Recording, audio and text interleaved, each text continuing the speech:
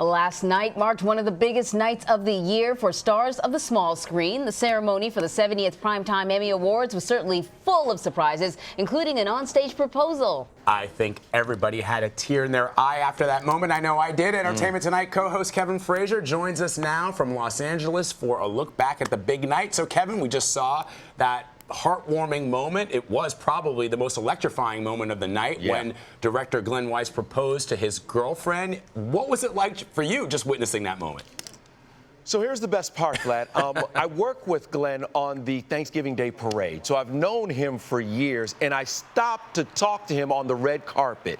And he did not give it away. He introduced Jan, but he seemed like it was going to be a magical night. Glenn is one of the most decorated directors in all of Hollywood. This was his 14th Emmy, but this one was special because he pulled out that ring. And when I tell you, in the entire building, everyone stopped and froze and looked at the screen, or they stood up inside the theater. It was amazing. And then to tell the story of his mother, who just passed away 2 weeks ago.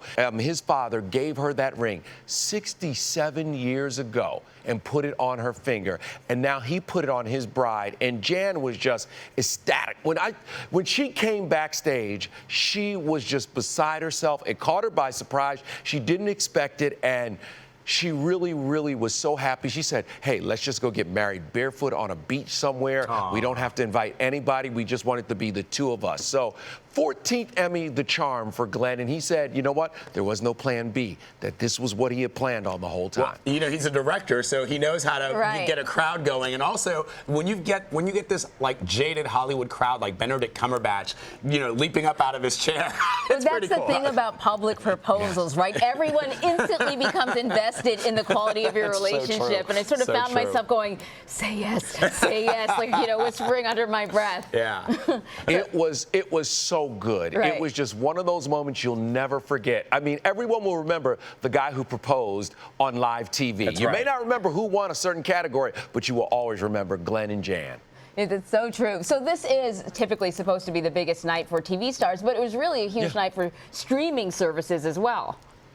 Well, it was a really big night for Amazon and their show, The Marvelous Mrs. Maisel. Here's the thing. That show won 2 Golden Globes last year, and people scratch their head and they say, what is this show? And then word of mouth really pumped it up over the last few months to where it became a darling of the Academy. It is a fantastic show with fantastic characters. The acting is off the charts. And last night it was recognized. They took home 8 awards in total, but really it was the show that drove things for the streaming services. And their second season hasn't been announced yet, but they are done shooting. As a matter of fact, their 3rd season budget is all set to go across the desks of the Amazon executives any day now. And boy, I bet you that budget will change a little bit. Oh yeah, good timing. Yeah, indeed. Yes. You know, for me, I don't know what you consider some of the Emmy snubs this year, Kevin, but the categories were so difficult. I mean, I was rooting for Claire Foy, Kerry Russell, and Sandra Oh in that category. Any one of those actresses could have walked away with it. Claire Foy took it home, but a little part of me wanted Sandra Oh to win it. My girlfriend thought Kerry Russell should win it. So I don't know. What did you think were sort of the snubs?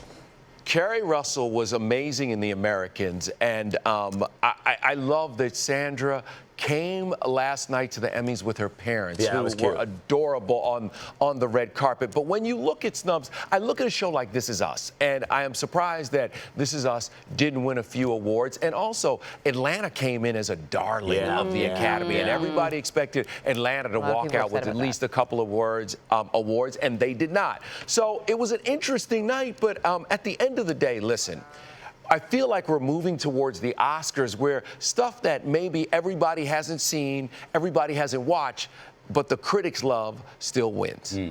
Yeah. So here's the thing that you can't avoid with any of these award shows now is sort of the backdrop of politics and whatever people are talking about. We have Me Too, we have, you know, calls for diversity in Hollywood, and that really sort of shaped the presentation. Not in a bad way, though. Well, I mean, the show started out with this like sort of skit about diversity, but then the next couple of awards were pretty non-diverse. Right.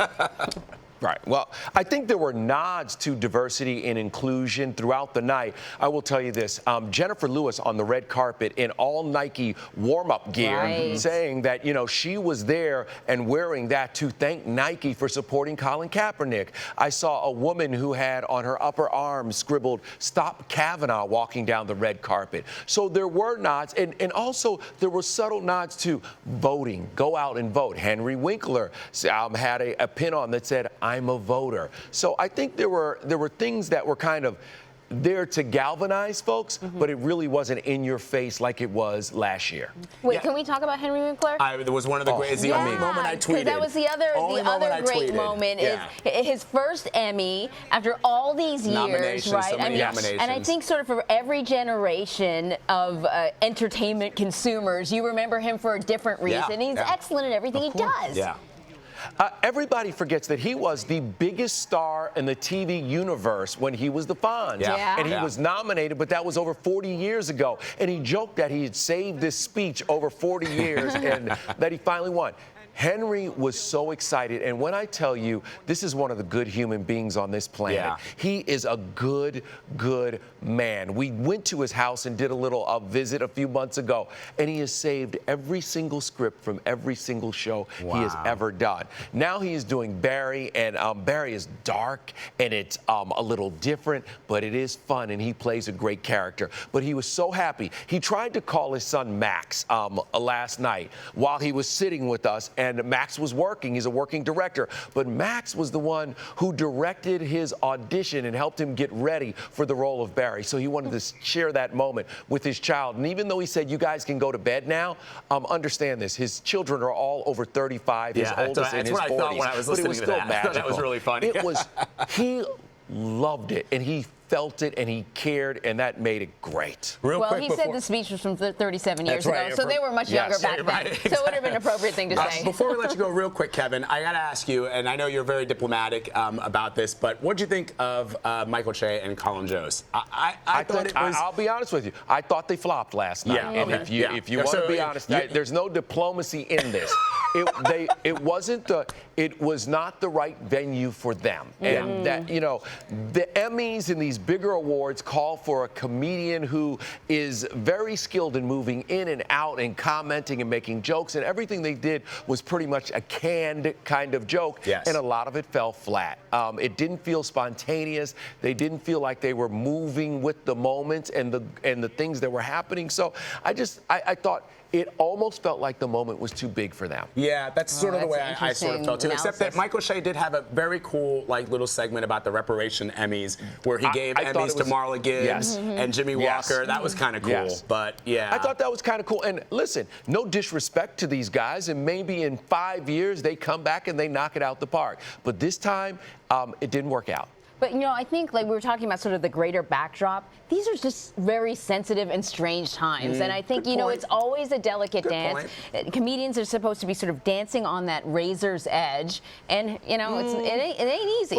But let me just say this, Anne-Marie. The best comedians don't hold back. And you know that. Even when Jimmy Kimmel is hosting the Oscars, he's still throwing daggers. I mean, people come out and they're like, "Hey, I don't know where Jimmy's going to go, but it could go somewhere crazy." I mean, Ricky Gervais at the Golden Globes, you know, you look at past folks and they haven't been afraid to not only make fun of themselves, but make fun of the audience that's in there. And people, I think, enjoyed that. Last night didn't have that spark, that kind of edge to it. And it was missed. And I thought that was the connective tissue that was missing that could have, you know, kept the evening flowing a little bit better. Right. Yep, indeed. All right. Kevin Frazier. Let's be real. Thanks a lot. You always keep it real, Kevin. You always keep it real. And we're going to see you tonight on Entertainment Tonight. So thank you so much. You better believe it. All right.